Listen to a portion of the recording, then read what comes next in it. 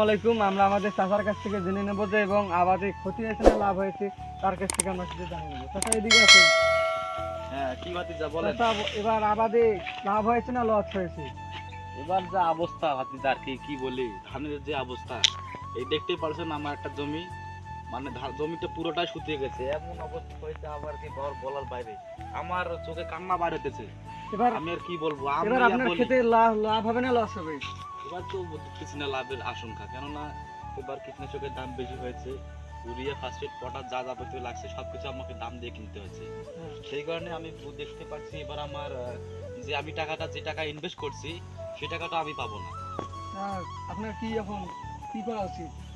সেক্ষেত্রে আমি একটা কথাই বলবো যে আমাদের যে কৃষি বিষয়ক অধিদপ্তর যে লোক যারা আছে তাদেরকে আমাদের প্রতি দেখা উচিত যে আপনারা তো আমাদের এখানে আসেন না এবং আপনারা এসে আমাদের কাছে কিছু দেখেনও না।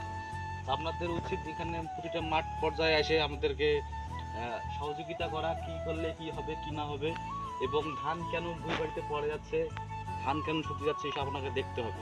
আপনারা আসবেন। এবার তো দেখা যাচ্ছে যে ধানে কোনো বীজ নাই, যে অল্প অল্প করে ধান।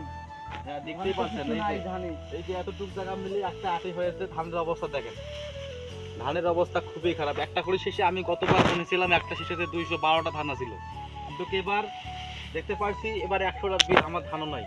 কি একটা অবস্থা আমার এবার দেখতেছি, আমার যে ধানের অবস্থা তার চেয়ে গতবারের অবস্থা আমার খুব ভালো ছিল।